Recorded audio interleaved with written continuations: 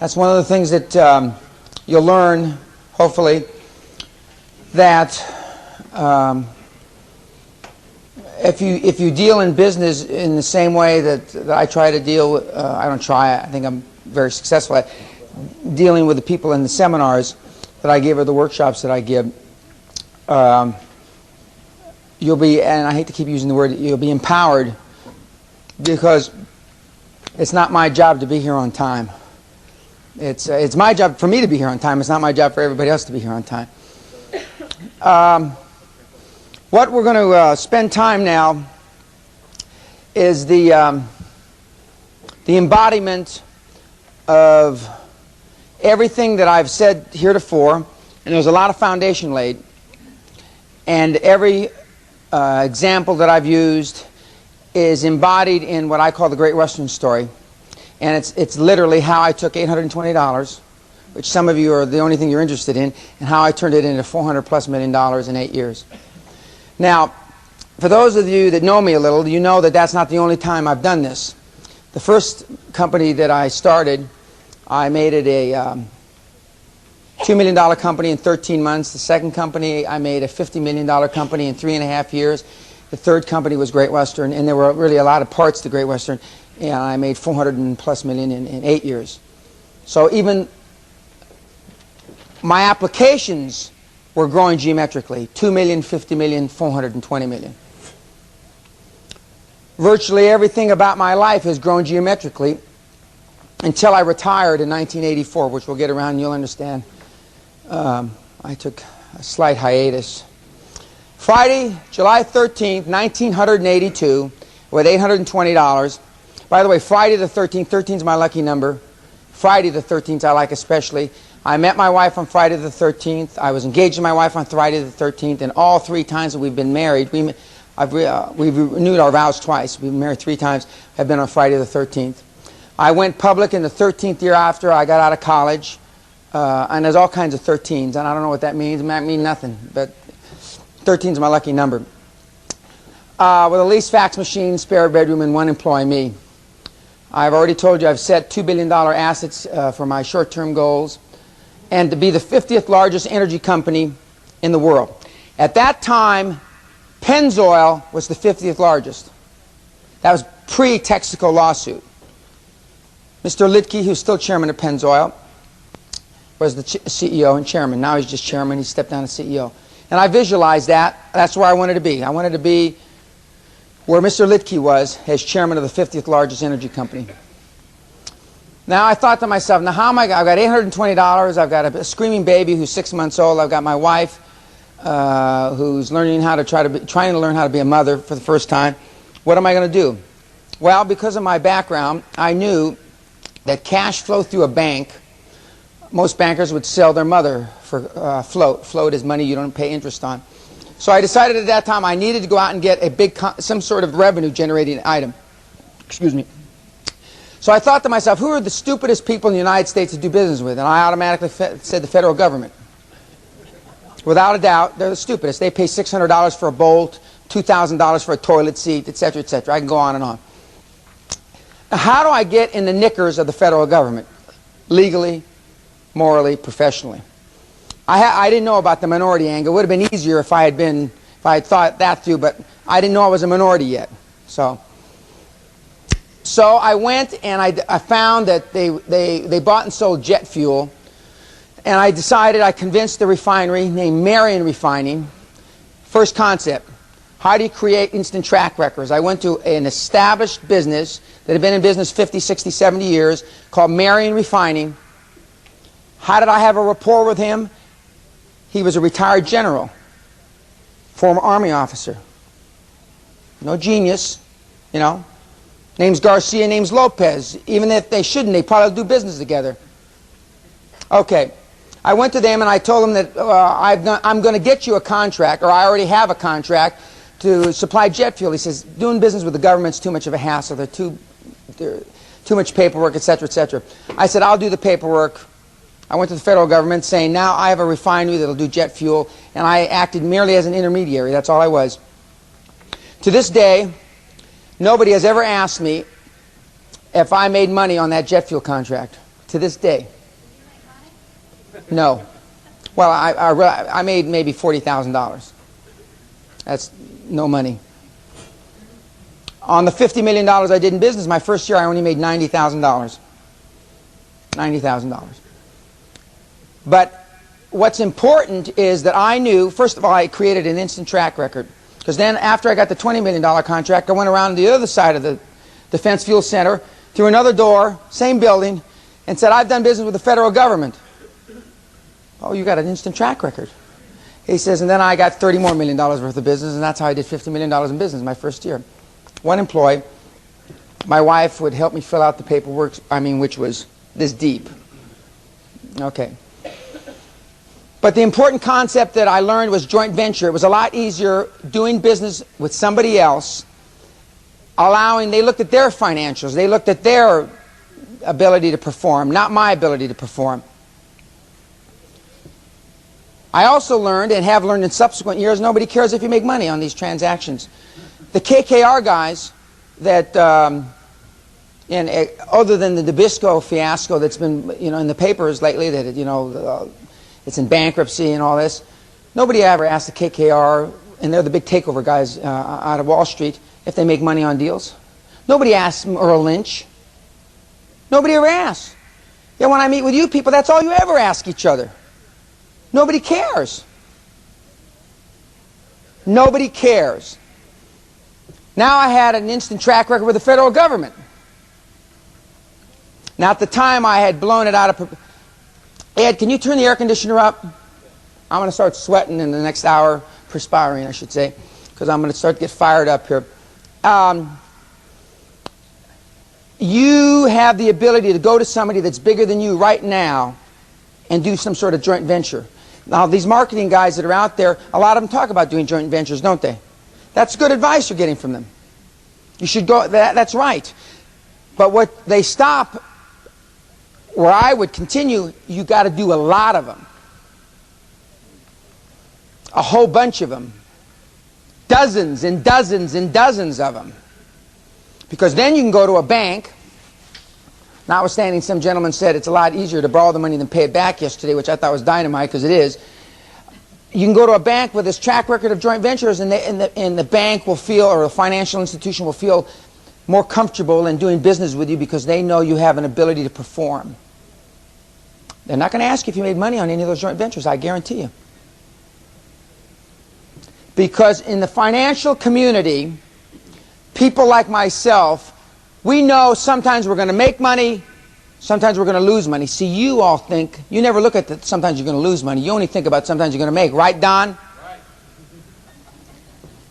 Financial institutions know that sometimes you're going to lose money, but they want to know that you perform. That's all they want to know. That's all I want to know. Not every deal I get involved in makes money. It's performance. I want to know when times get tough that you're going to honor your word. And God knows they're going to get tough. So you build up, like now nobody ever asks me, they just, of course now I've done so many transactions and so many deals, nobody ever asks me anything. I just, either I get the money or I don't. Very seldom don't I get it. Of course I always assume I'm going to get it, unlike probably some of you that go in there. I remember taking a guy to a bank a few years ago. As the elevator got up to the floor we were going to get off, I could see the bone marrow just come out of his bones. He was like in one of these cartoons, he was just melted into the floor. And I grabbed him by the hand and yanked him along, and his hand was wet. And I said, wait a minute. We stepped down the hall, and I said, what's wrong? He says, well, I'm not feeling very well. I said, well, you go back down the elevator. I'm going to tell the guys you got sick, which is true. You look sick. And so I went in and made apologies for him, and we came back another day. And but most of you walk in your banks with, like you're dying. Would you loan money or give money or want to do business with somebody like that? No. No.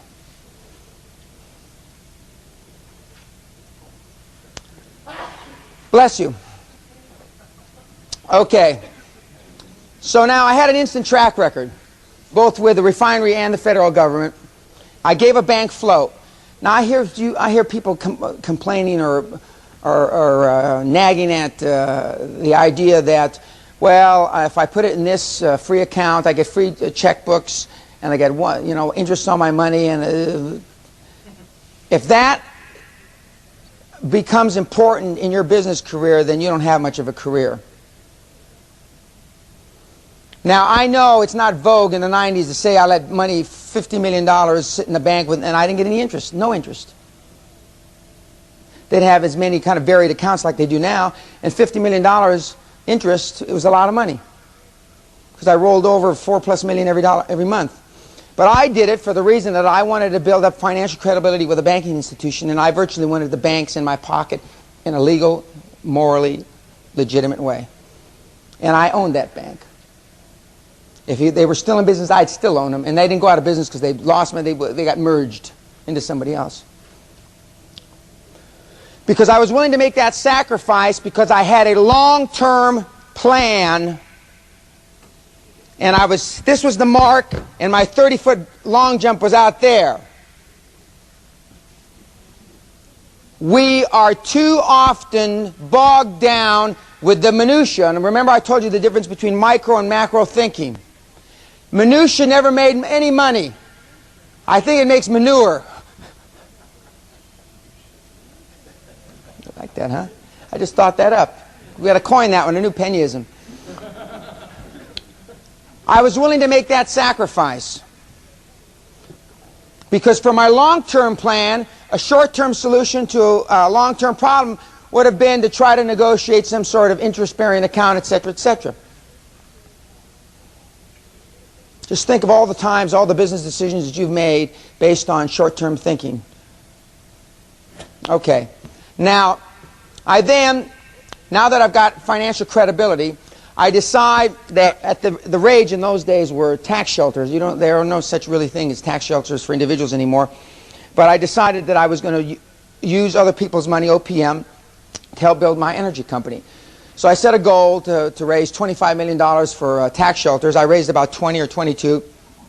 And I formed a joint venture with $10,000 with another gentleman who owned a small brokerage firm in New York called, I forget his name now.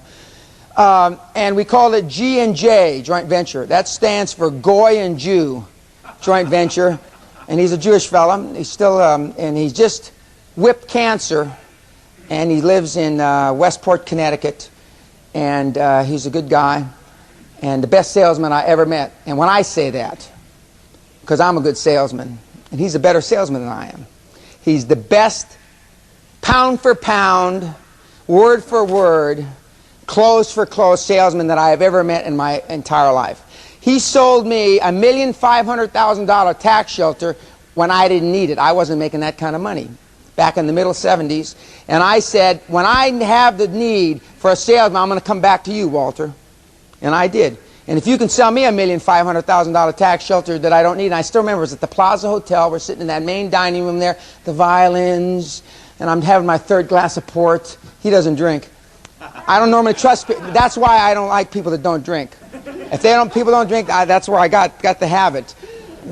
And he said, Dan, but you'll grow into it. You'll grow into this tax shelter. You're going to need it. And guess what? I did. But I went to him, and we called it, first of all, they said you can't call it Goy and Jew. You just can't. And I said, why? I'm a Goy and he's a Jew. I mean, what the hell's the difference? Anyway, so I still remember there was a Jewish lawyer named Saperstein. And he was saying that offends me. And then Walter says, it's not you that's the Jew in this deal, it's me. We each put up $10,000. And I learned this is an important principle. The professional fees, the accountants, the lawyers, and all the doofuses ate up our 20 grand in fees before we even got started. So I learned something the hard way. I now make all professionals part of the transaction. If the normal fee for you is $25,000, I'll give you $40,000. If it goes through, I'll give you bupkis if it doesn't. Bupkis meaning zero. And I'm here to tell you they will accept. Today in 1994, you can find professionals, good professionals, that will accept that kind of transaction. Because any fee, bless you, any fee at all is too much if the deal doesn't go through. And in my judgment, no fee is too high if it does go through, because you normally just slide the fees into the cost of the transaction. Extremely, critically important concept. So easy, it's beyond my comprehension. Yet people tell me, or I'll hear, you can't do that in the 90s, Dan. I do it every week. Don't tell me I can't do it. Well, you can do it, Dan, because you're who you are. I was doing this when I was a doofus. Nobody. Didn't have 2 nickels to rub together. So now, and I've done a lot of public offerings, a lot of big offerings where the fees were in the tens of millions. Okay, you know, you'll get this much if it goes through, and bupkis, or very minimal if it doesn't. Now guess what happens? Now just think of the psychological leverage you have. This group represents me, this group represents the other side. All your fees, your livelihood for the next few months is dependent on a transaction getting done. If the transaction doesn't get done, no bonuses, no bupkis, no nothing. Now what does that do to both sides? It makes them work like hell. Professionally, ethically, makes them work their fannies off. Simple concept. I mean, you know, and I look at everybody's face like I just said that there was no Jesus. I mean, simple concept. It's so simple, it's ludicrous. I'm telling you, I'm not that smart, ladies and gentlemen. Simple concept, and it works. It works perfectly. So that's another thing that I learned, not too early in my career. Not early enough, that's for sure. So he was the small broker dealer, and he was the best salesman I ever knew. Okay, and the reason I wanted to go into these partnerships is because I wanted to use other people's money. It's not that I was practicing with their money, but it was the only way I could get started. Many of you will not allow yourself to do what I just said because remember I mentioned prior to authorship kills most deals when I was going through the secrets you were going to be revealed here today. Because you feel, I've worked on this thing all my life, I've got this patent, my whole life is tied up in this deal, I'm not going to give up 60 or 40 or 90% of it for the money to make it happen. That's a big mistake. And you'll wind up dying with the deal, and it'll never happen. If it's the only deal you're ever going to do in your life, then maybe that's the right attitude. But I'm here to tell you that you've got to do a lot of deals, a lot of transactions, and it shouldn't be your only. And the most important thing is to get started. So if you have to give up 60, when I said last night, if I put up all the money, I take 85% of the deal. That's the deal. If you don't like it, don't call me. By the way, that's my advice. If you don't like it, don't call me. There is no negotiation whatsoever. I put up all the money, I take at least 85% of it, maybe 95%. I don't care if it's a box that turned crap into gold. I don't care what it is. I don't care if it's an energizer. It doesn't make any difference. Burl, is this correct? And Burl and I have done a deal or two. I mean, that's it. I don't care if you've discovered that there was no Moses. It doesn't make any difference to me. Makes it simple. Because I don't care if I'm hurting your feelings. I mean, because it's his business. Okay, so now we sell our first drilling fund. It closes in December 1982. The goal in the drilling fund was to sell $5.5 million. What's it say? $1.4 million. We had a lot of problems selling it. One, I had to go through the learning curve to sell it. I didn't know how to sell drilling funds, which we found out very quickly. I didn't know that oil and gas come up the same hole in a well. They do. I thought they came up different. Boreholes. I remember I giving a speech into a group about this size, and some guy in the back of the room said, "Mr. Peña," and he starts talking about 2 boreholes.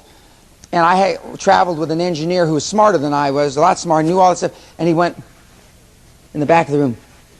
His name was Jimmy Ford. And so I immediately knew there was only 1 borehole. And he was just trying to trick me and make me look a fool in front of the group.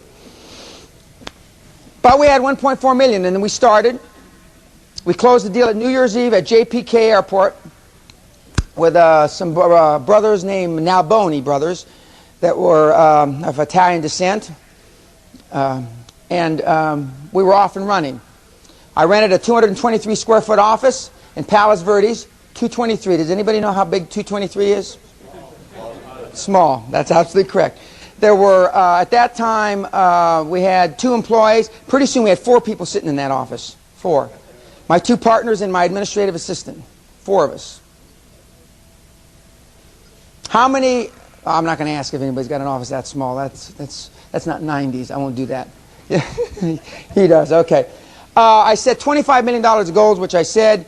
Then we hired the second fund, or sold the second fund. It was going to be a $7.5 million. We only sold 3.4. I wasn't getting much better at selling drilling funds, I can assure you that. We closed it, got a 600 square foot office. We had 3 employees. Charlie, Mark, now this is an important concept. I talked to them. This is the partner at the big law firm. We're talking about building the dream team. The partner at the Coopers and Lybrand. I talked about them both giving them 10% equity in the company. Giving. Not buying, not optioning, not leasing, not any of that baloney. Giving. The reason one of the reasons I've been so successful, and one of the reasons the guys that I've talked about have been so successful, is they give away equity in deals. They give away equity in their companies. Give, give, give. Not sell.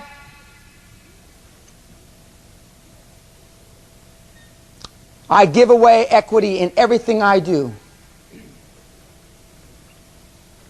Now, at this juncture, I had a man up in Carmel this last summer get up and leave. He says, I can't do that. It's against everything I believe in. In fact, I think it's against my religion. I said, well, God bless you. Go in peace. He got up and left. All the guys I just mentioned, it's not a secret. You could, even though Ross Perot hasn't run, is it EDS or IDS? EDS. EDS for years. I mean, there are guys that will walk not on coals. They'll walk through fire and through walls for Ross because he made so many people super rich by giving away equity in his company. That's just one example. One of the happiest days of my life was when my administrative assistant, who's now CEO of one of my companies, Leanne Zakelli, bought her house and then made extensions on her house with money that she got from the equities she sold in the company. I get off on that kind of thing. And the reason I get off on it, one reason, is because it's made me filthy rich. I don't know if I get off on it so much if it didn't. But I mean, I know what works. This stuff works. We're not going through the stuff that doesn't work. This stuff works. Okay, Charlie then immediately joined the company. As soon as we talked about free equity, he quit Coopers and Lybrand. 15 years with Coopers and Lybrand or something like that. He was just about to be made regional managing partner. He walked away. Left a lot of goodies on the table for those of you that have ever been members of partnerships like that. Didn't take him long to think. He was from Texas, Abilene, Texas, and he knew when it's hot, and he resigned. He lived on my couch in my house. He had 6 months vacation built up.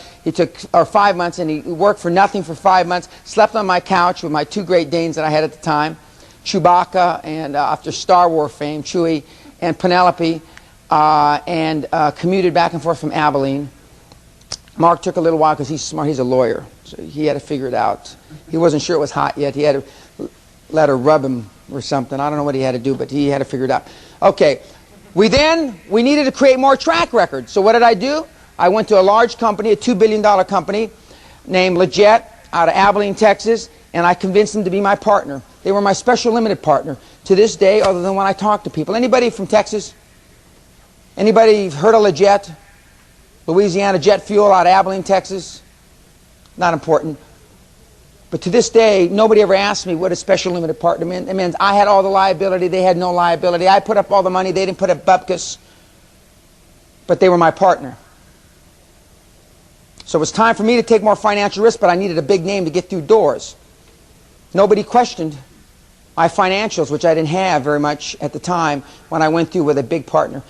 What risk did they have? They were special limited. That means on the 29th day of February in the year 3016, they had some liability, which means never. But perception is reality. I now had a $2 billion partner. And this is hypothetical, and if I was your partner, for virtually everybody in this room, with maybe one exception, nobody's going to be interested in looking at your financials. They're not important. They're just going to want to look at mine and how deep my pockets if things go wrong so they can sue me. And I had to give something up. I gave them, I think, 35% of the deal ultimately to be a special limited partner with no liability, no money, no bupkis.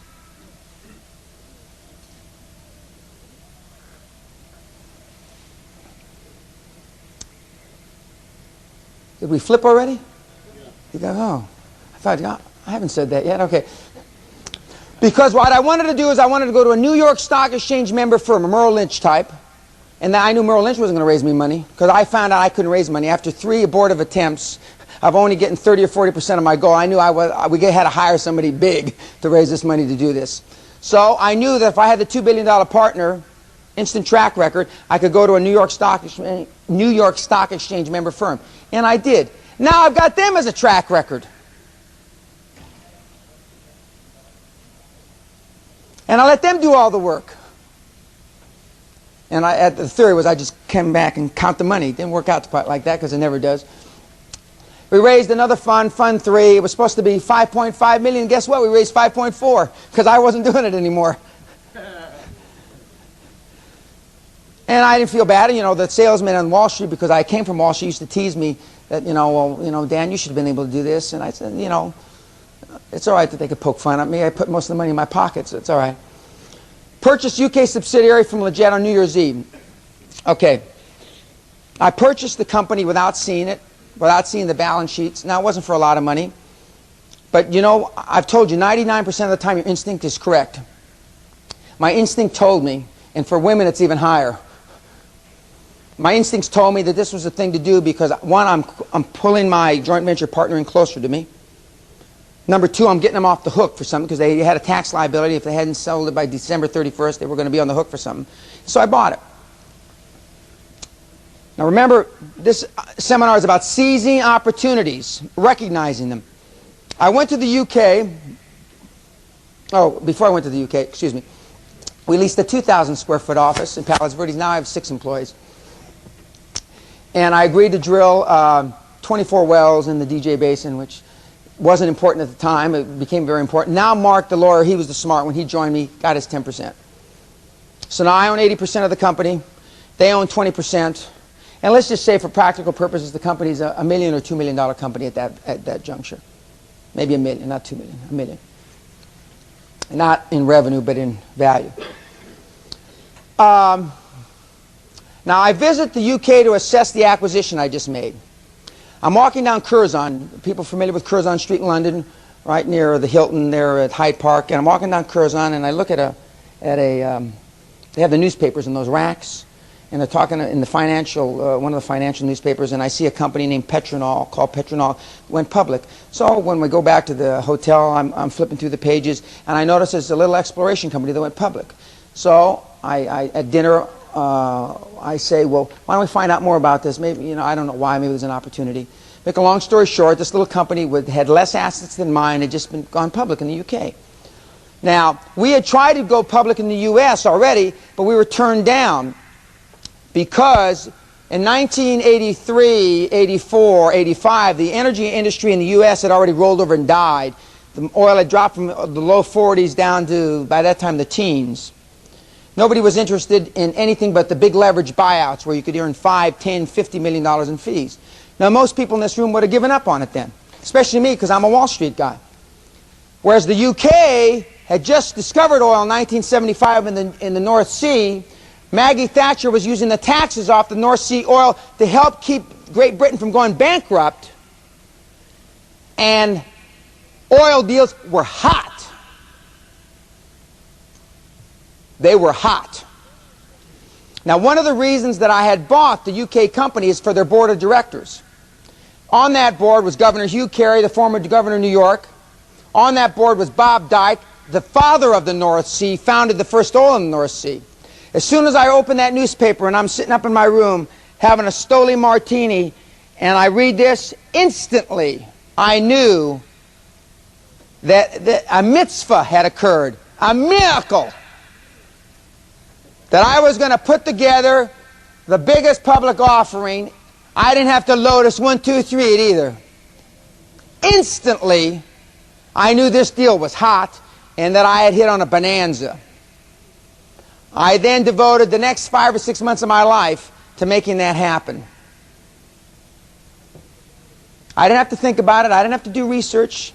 Ladies and gentlemen, there are things in your life, in your business life and business career that you've experienced that you should have done. We can't go back. The important thing is that you recognize them now when you're going forward.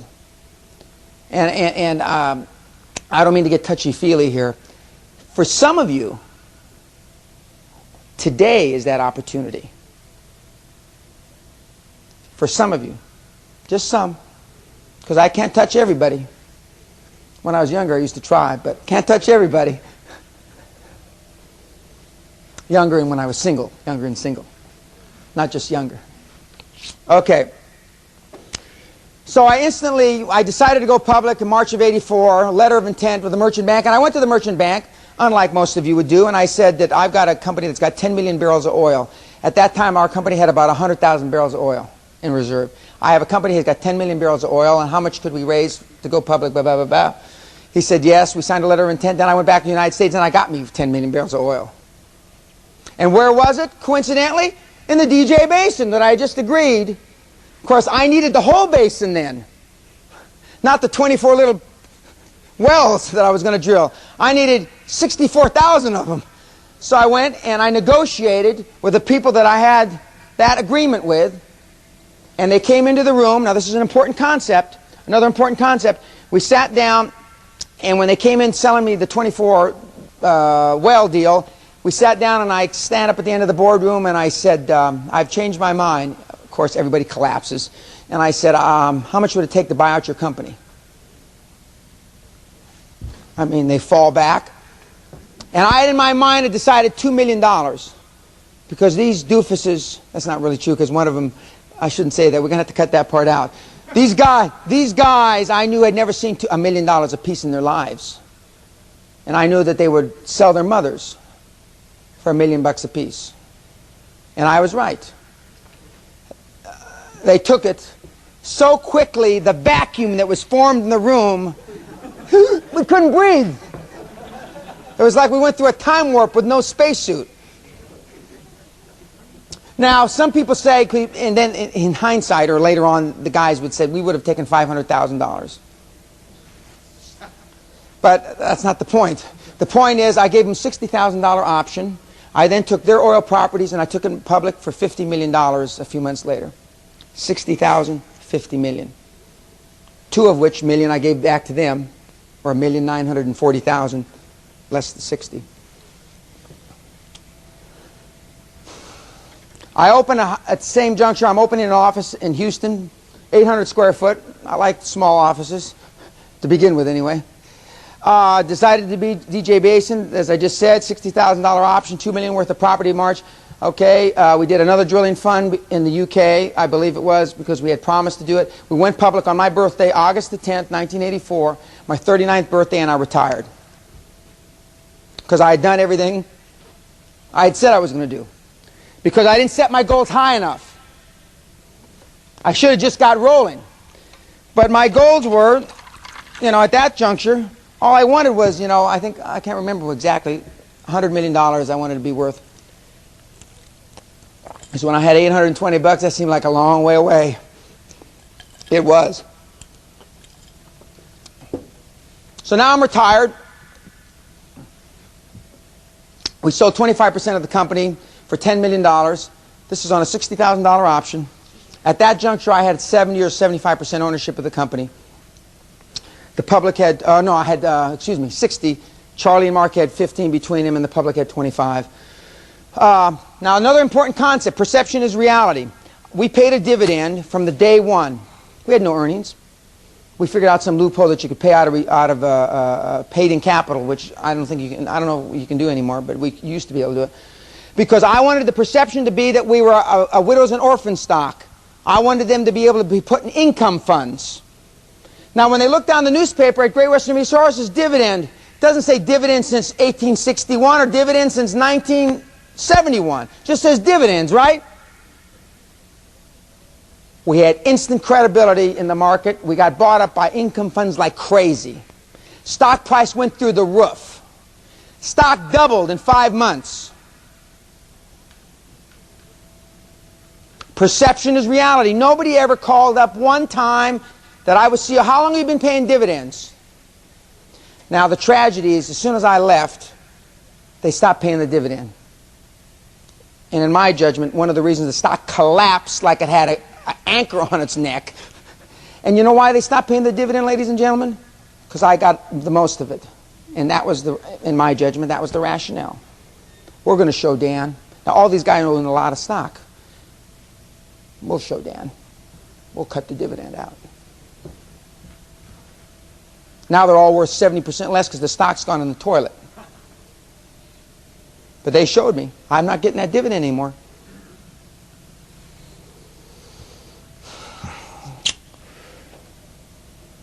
Perception is reality. We were a trustee stock from the very beginning. I moved to Scotland. Now in October 1984 at a board meeting, now this is another important concept. You start off on a business plan. And there's a slide coming up that says, you know, how many of you flew here? First thing they do, they set a flight plan. First thing they do is change the flight plan because things change once you get up in the air. Rocket ship is 90% off course all the way to wherever it's going, to the moon or whatever. We put up a business plan together, and it's like in concrete. You put it in that bottom drawer there. After you read it the first time, it's in concrete. Business plans have to be adapted weekly, monthly. So in October, I changed 180 degrees quantumly our investment direction. I still remember the board of directors, Governor Hugh Carey, standing up and said, Dan, we can't do this. The shareholders have given us a mandate to... The only thing the shareholders gave me was a mandate to build a big company any way I could that was legally and morally and ethically correct. But see, the board was worried about what will the shareholders think of us. They may think we're doofuses. And these are some high-powered guys. So high-powered people suffer from the doofus syndrome as well. Nobody wanted to be on that board when we changed 180 degrees. Now we decided instead of growing internally, we're going to grow externally. Because it was obvious to me that the properties we bought were only going to produce 10 to 30% of the revenue on a discounted cash flow basis out 10 or 20 years. And I didn't have to do any Lotus 1, 2, 3. I took from August to October, drew a line, the decline line, and I'm no engineer, and I figured it out real quick. And then I went to our head of geologists and engineers, and they said, yes, we could be out of business in between 12 and 27 months. Harvard men, by the way. Strong. Good education. We changed, quicker than Johnny could get out of the Army. We changed investment direction. We're an acquisition son of a gun now. Of course, in later years, the board also, this was a great deal of debate, great deal of intellectual discourse went on to make this decision. I made it in 1/100 of a second. That quick, as soon as I saw those numbers. We are now in the acquisition, boys, acquisition mode. And that's the same way that you should be, in my judgment, if you want exponential growth, making decisions about your business. It doesn't take you forever. 99% of the time, you know what's right. You know she or he's hot. It's that simple. When I do consulting, I come into a company, unlike Arthur Anderson that comes in, 47 guys, 22 associates, 9 partners, 9 months later and 50,000 pages and $400,000 later, they give you this spiel. I go in, I have breakfast with the chairman, CEO, founder, whoever. I spend the morning with the people that kiss the butt, not directly to the chairman, but with the people that kiss the butt to the second line management. I go to lunch with the second line guys to kiss directly to the chairman's butt. And then I spend the afternoon with the rank and file, and then I take the marketing or sales people out and I get them loaded drunk. I come back the next morning and I tell the CEO what's wrong with the company. That's it. No paperwork. By the way, I get $25,000 a day or $3,000 an hour or a piece of the company. I'd rather have a piece of the company. That eliminates all the flakes. You're either interested or you're not. And I tell them what's wrong with the company. And I do just like Mr. Schwartz used to do with the Carnegie when he was running U.S. Steel. We list 5 things. You know, I don't have a Ed. I don't have a writing thing. Anyway, what do you want? Anyway, so I list the 5 things and I say these are the 5 things, and then I cross out 2 through 5, and I said you concentrate on this one for the next 30 days. Don't do anything other than this one, and then I come back in 30 or 60 days, and then we do it again, and the 5 change. I find out more from marketing and salespeople when they're under the influence of alcohol. I used to hold all my sales meetings when I lived here in San Diego, margarita hour down at some Bull and Bush. Bullies. What's the name? Bullies. That's the place. Okay, Bullies. Tom Brokaw and I used to go to that place when he was down here in the early 70s. Anyway, and I find out all I need to know, and that's it. And then if the chairman says, because number 1 may fire your brother, fire your wife, fire your, if they don't want to do it, then I pull out of the deal. Then my deal, reverts back to the $25,000 a day or $3,000 an hour, because then I don't want to own part of a company that's not going to do the obvious thing to make it better. All that other hocus pocus is just that, hocus pocus.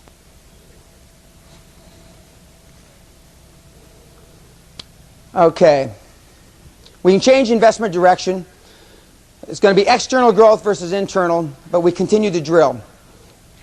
Then we went for our first large asset acquisition. We bought Fortune 200 oil subsidiary. Some of you may have heard of Whitaker Corporation in Los Angeles. We bought their oil subsidiary in June of '85. And I think it was for $10 million. Yeah, $10 million. And our team wasn't an acquisition team, so we had to change internally the people that we had. And if you change direction, unless you've got some real special people that are multifaceted and have a lot of experience, you can't do both with the same people. So some of you will not do that because you'll have to let people go or whatever. We're here about quantum growth. We're not here about humanity. I mean, all these companies that are downsizing aren't downsizing because they want to. They're not laying off those tens and hundreds of thousands of people all across the country. They're doing it for their financial survival. And if the truth were known, and if the shareholders knew, they should have made these changes 3 to 5 years ago.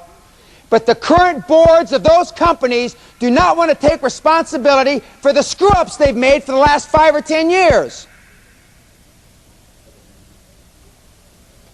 All this downsizing should have happened a few years ago, not now. For some of the companies, it's too late. But what will the shareholders think? How can I run for the Senate?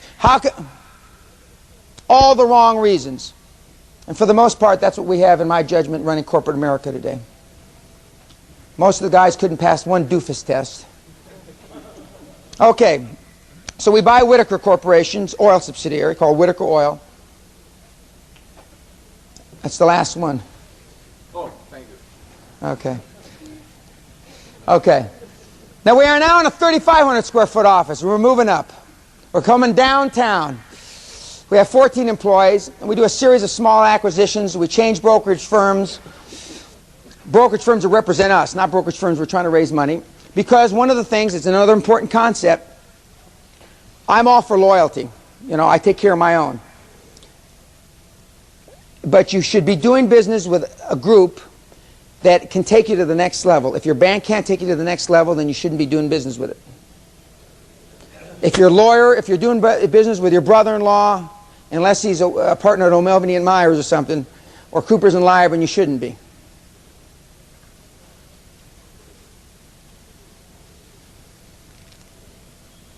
Always do business with someone that can take you to the next level.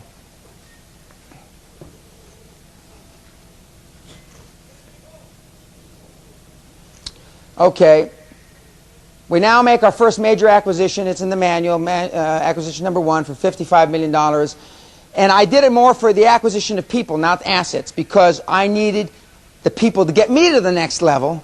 And rather than go through executive search firms, which I've used, and I've been headhunted myself, I decided to buy a company that had what I needed. Just brought them in. For $55 million. And that was in February of '86. We had 118 employees. We were now the 75th largest E&P company in the country. We went from like 12,000th to 75th. We moved to Houston.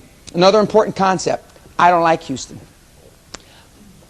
I'm a Los Angeles boy or a Scotland boy. And but if you're going to be in the business, and there's some industries, like if you're going to be in the entertainment business, you either better be in Hollywood or New York. If you're going to be in the energy business, you better be in Houston. So I had to make a sacrifice. None of the employees wanted to move to Houston, I can assure you. But we went to Houston. Because you have to be where the action is, whatever your industry is. You have to be where the action is. Unless you've got a name like Marlon Brando where they'll come to Fiji to give you a script, you've got to be where the action is. Okay, now Great Western was a player and now in the hunt. We did our first super major acquisition, which is number 2 in the manual, for approximately $155 million, December '86. We had 1,100 employees then. We're now the 50th largest natural resource company, and we're diversified into coal in a major way, and only 7 weeks from the first info to the closing. Another important concept.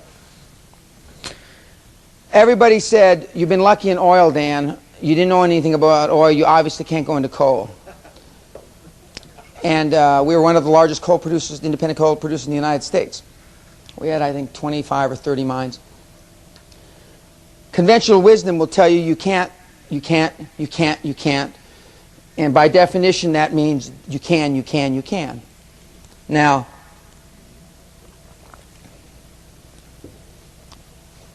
I know people will leave here, or people are thinking right now, I can't do what Dan did. I'm not Dan Peña. I'm not gregarious. I'm not loudmouth. I'm not egotistical enough. What you're really saying is your self-worth's not high enough. Your self-concept is in the toilet with a tidy bowl man spinning around. That's what you're really saying. That's okay. Everybody doesn't have to have a high self-concept. You know, just imagine what the world would be like.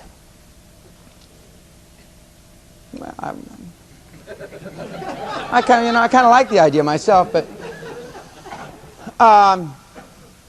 but you can, because you don't have to do it the Dan Pena, Norman Schwarzkopf way. Henry Kissinger is very effective, and that end of the continuum is extremely effective.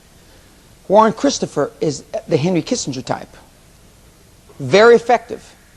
The new chairman of the Joint Chiefs of Staff, that name I can't say, that Polish name or the general, he is a Norman Schwarzkopf, or excuse me, a Henry Kissinger type, not a Norman Schwarzkopf type.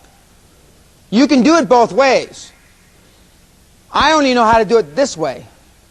I'm not much for shuttle diplomacy myself. I'm more choke them in the, you know. Yeah, that's right. Of course, wake up, Zach! Somebody over there kick that chair up from underneath that kid. Okay. But you can do it. Now, just remember how early on I said you can never tell how wrong you can be, one of the things that were revealed. We're running and gunning. Everything's perfect. I'm just about ready to make Charlie CEO of the company, because I am retired. I came out of retirement to help with these acquisitions. He dies. January 26th, 1987. He's 40 years old. He's got about 6% body fat. He's twisted steel and panther piss. The guy was an All-American football player, All-American tennis player at University of Texas, and he dies. Now, to say that, you know, like his widow, Cindy, said, how, there's a lot of resentment. I don't know if you've ever lost somebody close. I'm sure some of the people in the audience, you resent, how could they do this to me? Why would they leave me now? And she goes through all this. I said, what do you mean you? Forget you. I'm the damn life he ruined. I got to come back to work. Forget you. You'll get married to some moron. Which she did. She didn't marry a moron. She married a nice guy who was a doctor. But you'll get married again. I'm the one that's got to come back to work. I'm the one that's got this castle up here. And I came, pardon? What did he die of? Just heart failure. When they autopsied him, he had 95% of his main arteries clogged. And I remember going on 10-mile runs with him. He could have dropped in any of those times. He dropped in bed, in my guest bedroom at my house in Houston. 40 years old. So now, all this planning I had done went down with a tidy bowl, man, because man plans and God laughs. Man plans and God laughs.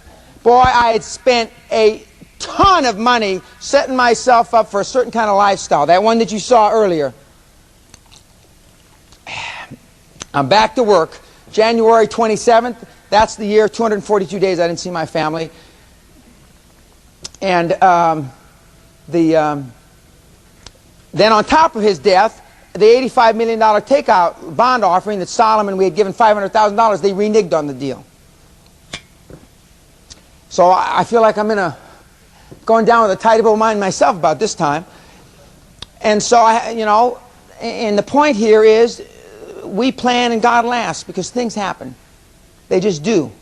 I don't care if you're the best corporate planner in America. And there are no great corporate planners in America, by the way. But, I mean, things happen. And yet we beat ourselves up for these things. I don't. I mean, I didn't cause that, so, I mean, I'm not going to beat myself up for it. It's not my problem. It's my thing I have to deal with, but I didn't cause it, so I'm not worried about it. So, at that same juncture, we're also moving into a 44,000 square foot new corporate headquarters in Houston with 3.5 years free rent. And we did that in April, and we rationalized and consolidated that acquisition. And we continued on the hunt. I moved back to Los Angeles to be supportive of Cindy Soliday, the widow. I had 2 wives and 6 kids at that time. Wherever I went, we used to fill first class right up. 2 wives and 6 kids and a couple of nannies. We just traveled because I felt not obligated. It was the right thing to do, and I loved the kids like they were mine. Then I got her married off, though, ultimately. Got her married. 2 wives and 6 kids. I mean, it can get old. I had kids from 1 year to 14. I had 4 boys and 2 girls. Just stair-stepped, And we moved back to Los Angeles. We continued to rationalize. We continued to build a company. Next.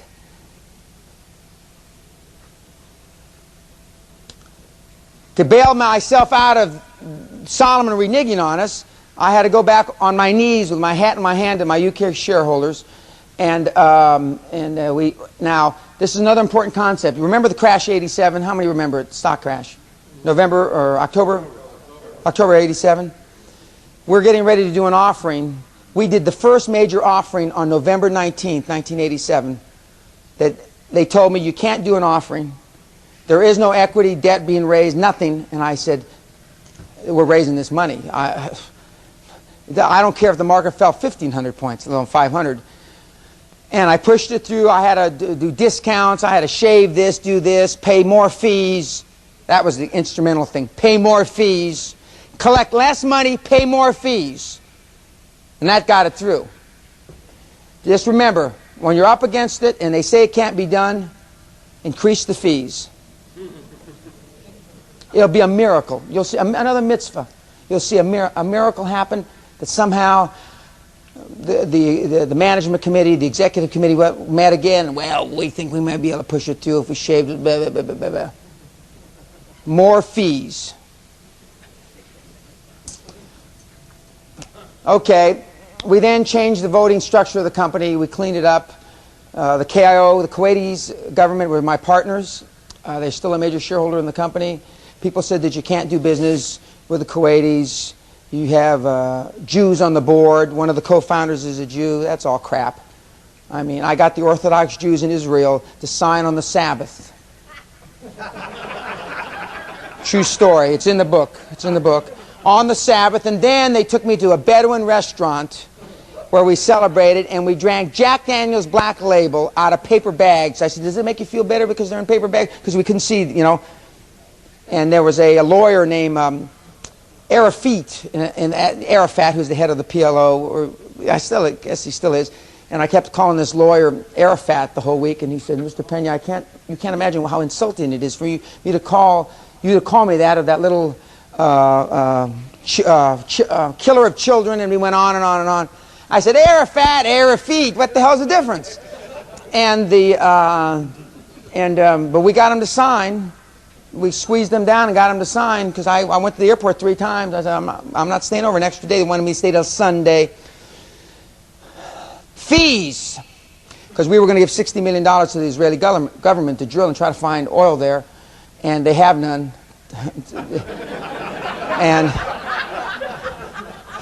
And a lot smarter and a lot richer people than myself, including Arm & Hammer, have poured a lot of money down that funnel. And when you think about it, here's Jordan and all these countries, just oil every place. And then here's little Israel, you know, dry. Now the Arabs have a rationale why that happened, which you can imagine what it is. They say God, or not God, Allah knew what he was doing. You know, they got a whole theory about that. And then they told me, you can't do business with the Israelis and then do business with the Kuwaitis. It's impossible. I don't know about nothing's impossible. I did. And the Israelis were very good. They said, Dan, just take our thing out of your passport. Make sure you pull that out. Well, I did. I mean, I'd do business with the devil if it was legal. Doesn't make any difference to me. In fact, some people say I have done business with the devil. In fact, some people say I am the devil. Okay. We renegotiated with the Kuwaitis. It took me 19 months. Important concept. This is about negotiating. We struck a deal, really, in the 3rd or 4th month. The Kuwaitis gave me the answer. 19 months or 16 months later, I agreed on what they suggested. Because there's a saying in farming, there's a time when to bring the cow home to milk. And but if you grab at the cow right away, she won't want to milk. So I brought back the same thing that they laid on the table to me 16 months later, and they accepted it. I had to wait 16 months. And sometimes we're too quick to settle on a deal that makes sense for us. Sometimes, and it depends on the circumstances, but sometimes it's better to wait. And I waited 16 months, and they were hard 16 months because I was getting beat up by the shareholders. Why don't you do a deal? Why don't you do a deal? And then finally I did a deal. Now, in January 1989, this is another important concept, and it goes very much along the lines of conventional wisdom and how you shouldn't listen to it. In January 1989, I called a meeting of all my principal advisors all over the world. There was about 25 or 30 there at the Hyatt in Houston. And I said, I think that somebody's going to launch a takeover bid for us. And they said, this is Dan. I still remember one of our senior lawyers get up and say, that's impossible. You own 40% of the voting stock. The Kuwaitis own this, that. I said, I think they're either going to cut a deal with the Kuwaitis or I'm not sure. I said, I want us to work on anti-takeover, parachutes, and all that stuff. And we did. June of that year, June the 5th, a little twerp named Lawrence Hockey Sweeney launched a takeover. He didn't understand that I had 40% of the voting stock. All he knew, he had to get 50.1. We had the finest lawyers, the finest accountants, finest merchant and investment bankers in the world advising me. Little Hockey, he didn't know. When you were a kid, when you did a hawk, that was like spitting, wasn't it? That's why I used to go, little Hockey, little... Anyway, he didn't understand that. All he knew is he had to get 50.1. Yet I had a room half full of this many people telling me it was impossible. See, the little guy, he didn't understand that. He just went out and got a bunch of money, said he's going to buy up the stock until he's got control. Conventional wisdom is almost always wrong. It's almost always wrong. Well, I'm happy to say, well, I don't know if I should be so happy to say, we won the takeover. He slid a check for many tens of millions of dollars in front of me to buy my stock out, and I turned it down because it wasn't the right thing to do at the time, I thought, because the shareholders are still, we've got these various levels of stock. You know, this company, I wanted to make it more secure before I step away, but I'd already started thinking about stepping away because I wanted to be retired anyway. So I turned the money down. We beat him in the takeover fight. I was a great hero, and glory is fleeting. This is another important concept. Nothing lasts forever. Glory is fleeting.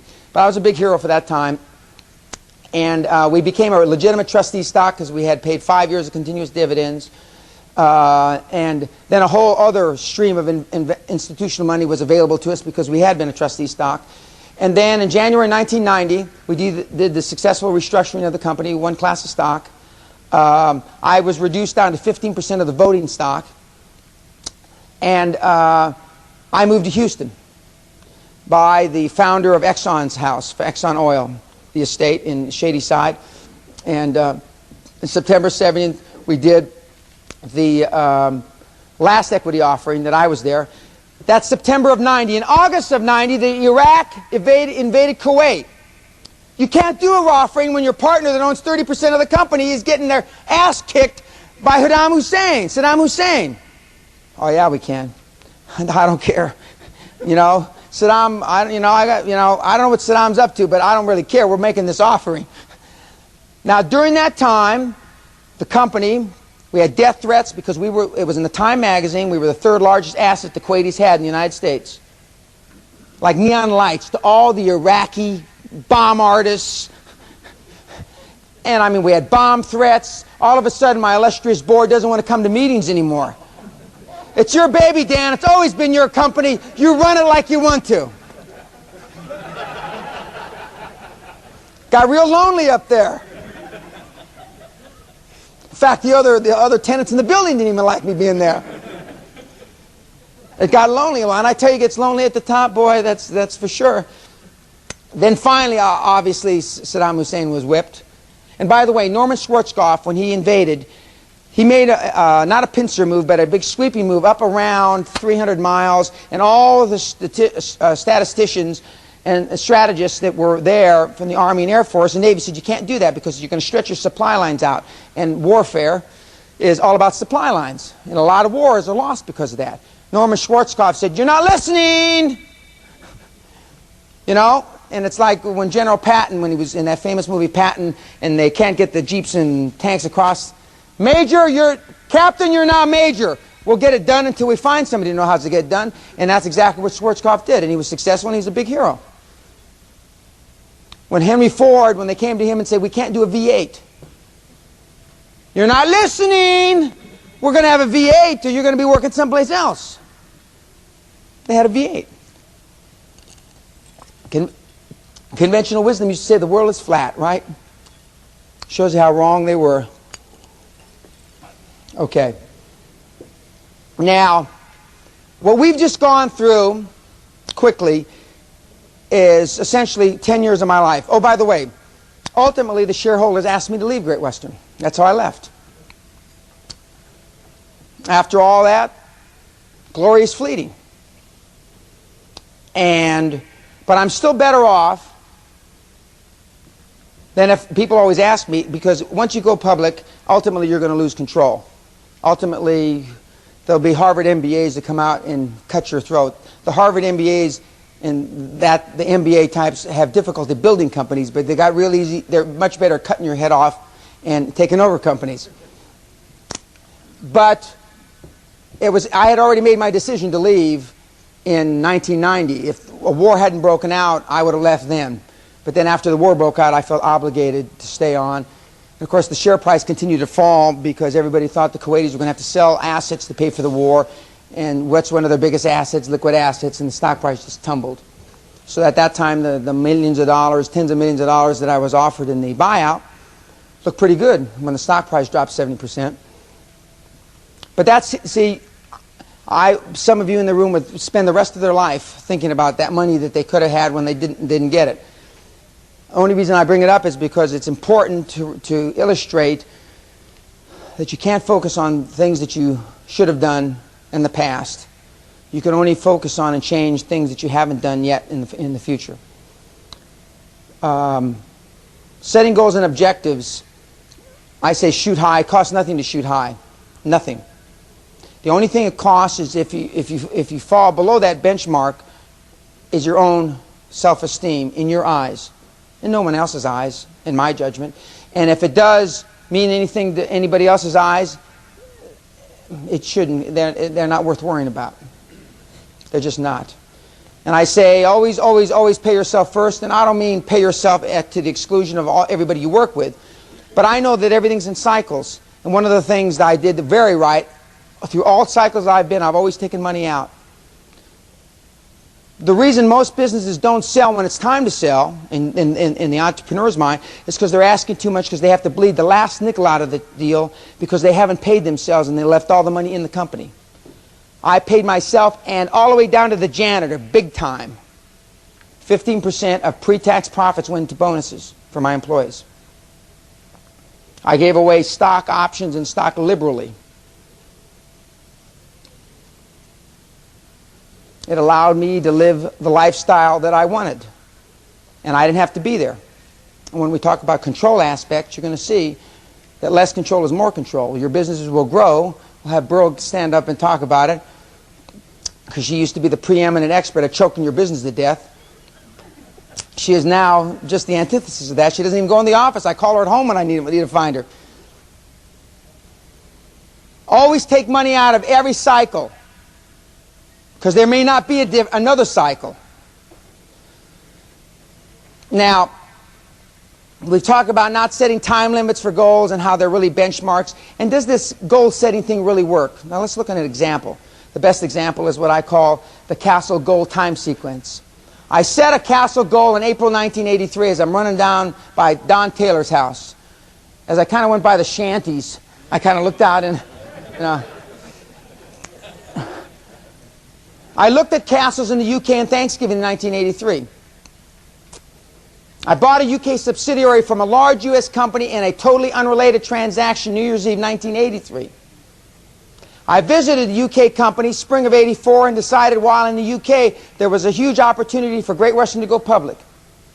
I went back to the US and found something to take public. I made my first offer on the castle in June of '84, went public on my 39th birthday, August of '84, made final offer on the castle of August of '84, moved in the castle in September of '84. Now you tell me, was going public in the UK an accident? Doesn't matter.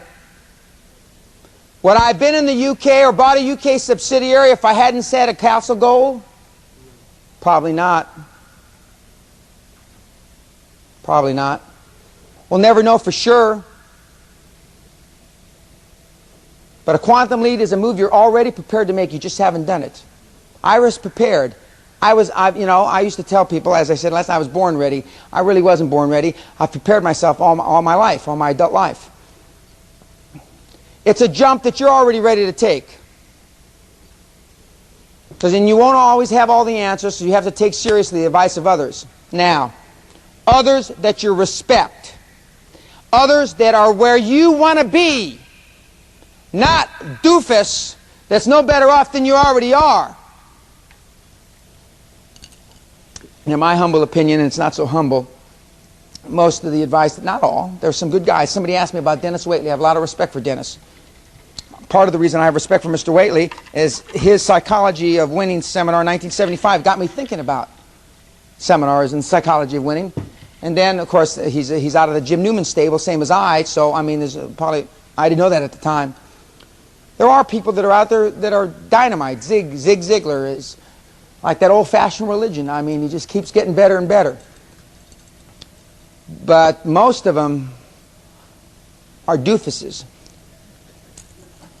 And most of them you have put your money down with a tidy bow man. But there are good ones. There are. There are not too many of them, but there are. And I've talked about perception as reality. How you're perceived. If I think that I'm getting a rotten deal, or I think that you're treating me unfair, that's my reality, rightly or wrongly. If I'm an African American or I'm a Hispanic in this country and I think that I'm getting a rotten deal, whether they're getting a rotten deal or not doesn't mean spit. In their eyes, they are. So it's their reality. I get deals brought to me because the perception is, one, I look at them and I return phone calls, which is a lot different than most of the guys in this business. And two, that if it's the right deal, I can get it done. What more can you ask for? Perception is extremely important. Extremely important. Yeah. Okay. Now, I've been asked several times about the Mentor Mastermind Group, and as the kids I've already alluded to, they said, Dan, can you adopt us? I think I told that story when I've gone to high school campuses. The kids want to know if I can adopt. No, and I can't adopt any of the audience either. But I want to talk about this, and this is important. And I want to preface everything I'm going to say by mastermind groups have not worked for me. I've seen them work effectively, but not for me. When I've become a member of a mastermind group, everybody sucks my brains, and I don't get much out of it. I am the mentor to 10 or 12 people, especially now with the Magnificent Seven that will still, the jury's out whether any of them will turn out to be magnificent or not. But and I am the mentor to 5 or 6 other people, one of which is Burl. And but I'm going to tell you, in my judgment, how they, when I have seen them effective, how they work. One, everybody in the group has to have different expertise. Different areas of expertise, contrary to what you might have thought. Two, but you have to have a similar level of experience. Either you're all superstars or none. No one superstar and then all doofuses. Three, you have to have geographic desirability. I was helping a group up in Connecticut, and she said that she was going to have to go to her mastermind group. She showed up the next day to her mastermind group, and there was 13, and one lived in Boston, one lived in Philadelphia. I mean, that's not cohesive enough, you know, and that's not going to work. And I've seen, and that's one of the primary reasons, and it may not even be that far away. If I live in Los Angeles and you live in San Diego, that's too far away. It's got to be in the same locale. Time commitment similar. If I'm willing to spend 5 hours a month, then everybody in the group better be willing to spend 5 hours a month, or you're wasting your time. Similar time commitment. There can be no chairperson. That doesn't mean an individual won't chair a particular topic, but no chairperson. Everybody's equal at every meeting. These people that you're sitting down with have to have exhibited successful traits more than your contemporaries. Because if they're not at least more successful than your contemporaries, then you ought to be just doing it with your contemporaries, or not doing it at all. And last but not least, and this is when they all fall in the toilet, don't be embarrassed to leave if growth process stops. Most mastermind groups turn into social deals.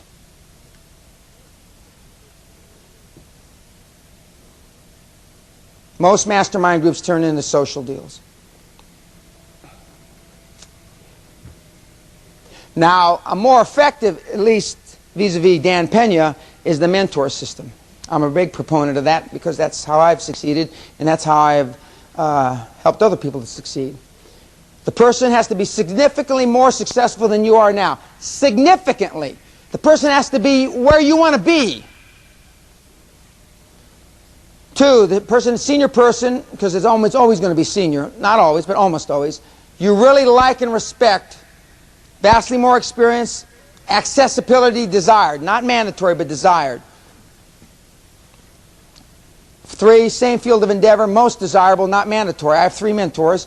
One, I've got the head screwed on straight mentor, Jim Newman. I've got one energy mentor, Jerry Ormond. And I've got one business mentor, Costa Gratsos, who passed away. Costa Gratsos was the CEO of Onassis Shipping Lines. And he was the head of the Onassis Trust until he passed away a few years ago. And he was my business mentor. I mean, He's really the one that, he didn't use the words, if it's hot, it's hot, but you know, he just knew instantly. He used to have 5 or 6 meetings at a time. He'd go from one boardroom to another. No, doesn't work. Yes, just room to room. He'd just listen for a few minutes and he'd know whether the thing was viable or not. And I've developed that myself. I'm pretty good at that. And then the last, something else in common outside business. Because if you're going to hang around with me, you better play golf. You either better eat fine food, drink a lot of whiskey, drink good wines, and play golf. That's the perfect setup for me.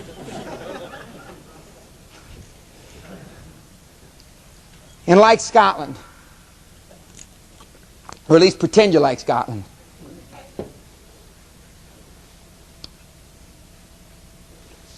My good friend, God rest his soul, Guthrie Costa. By the way, he never called me Dan, and all the time we knew each other. He called me Mr. Peña, always. Never unbuttoned his coat, always had it buttoned. Very European, very cultured man. He lost 5 wives at sea. No, not different boats. His last wife, and I think she's still alive, she was a German lady, she would never, you know, she would never get on a boat with him. He was a grand old guy. He told some stories about Areonassus that just are really funny. But he gave me this advice. He said, this is grazos on friends. Friends are their friendship in trouble, courage in battle, and wisdom in rage. He helped me more with the wisdom and rage than the other two. But he was a good friend. Taught me a lot. He used to grab me by the arm, and we used to shuffle over to Le Grand Oui, which is right across the street from Olympic Towers, where they had a building. And and I think it's good to share 3 other concepts he shared with me over the years about diversification. He said, Mr. Peña, we had 107 ships, all Panamanian registry, all cash, all paid for. We own this building, Olympic Towers, 40% empty. We wish we didn't own it. We owned Olympic Airlines. We gave it back to the Greece government. We understand cash. They had no personnel department. They had no finance department. When you came to retire, you needed new teeth. They'd lick on your mouth and write you a check.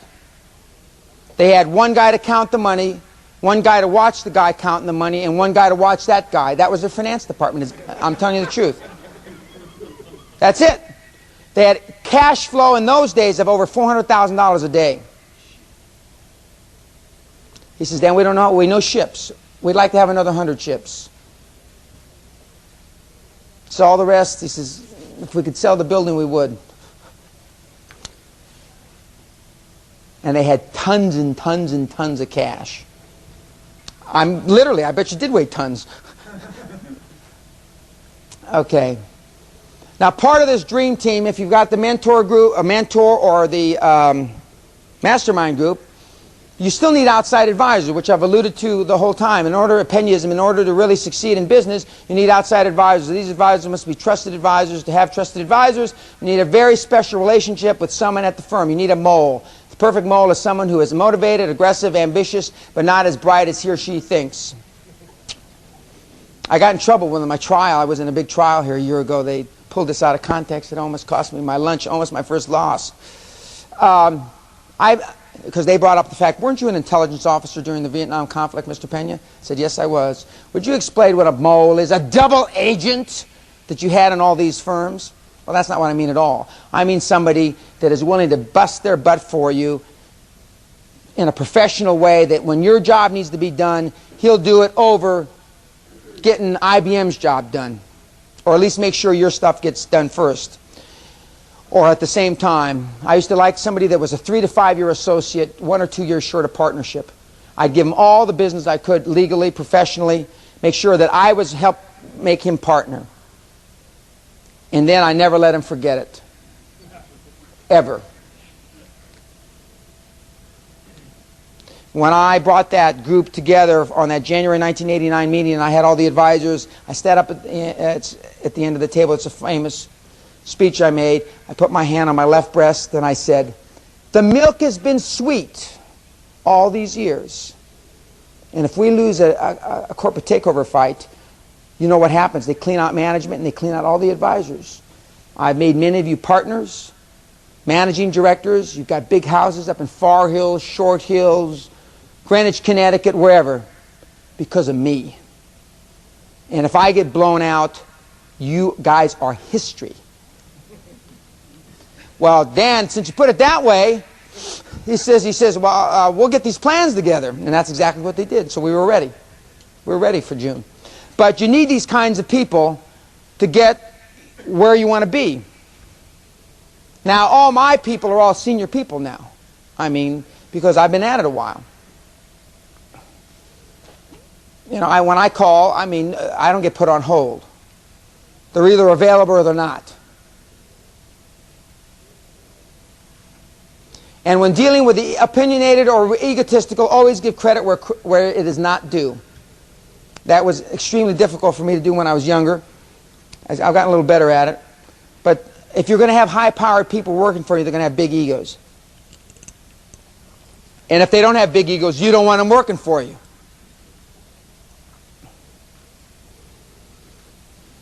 Now, the many faces of conventional wisdom. What happens when you make a mistake? What happens, bro? When you make a mistake? It costs you, but so what? It's only one mistake. It's not life-threatening. The consequence of a misguided decision is de minimis in the concept of eternity. Or the consequence of a misguided decision is de minimis. It's not a fart in the wind in the cosmos of time. That's what I'm trying to say. No decision you will ever make in business in the big picture means anything, myself included. Nothing. I don't care what you buy, what you sell, what you produce, what you do. It means nothing. Most successful people do it poorly until they do it well. Just keep blundering. I know we got a lot of people that blunder, but just keep doing it until you get it right. And the average time it takes is 17 times before you get it right. Didn't it used to be 7 no's before you get a yes in selling? Is that still true? 7. Now, when I was I didn't understand no. My mother never told me no when I was growing up. My mother never told me no when I was growing up. And some of the girls I used to date in high school couldn't understand how come I didn't understand the word no. But it's not part of my vocabulary. I don't understand the word no. I just don't. It is not part of my vocabulary. And somebody tells me no, I hear yes. When somebody tells me no, I hear yes. Now, next time somebody tells you no to something, just set back a second and think, yes, what would it mean to the conversation? What would it mean to the transaction? What would it mean to the potential of the business relationship if you translated yes for their no? Next time it happens. Now, I'm not telling you when she says, no, not tonight, honey. You know, I mean in a business transaction, not the next time somebody tells you no.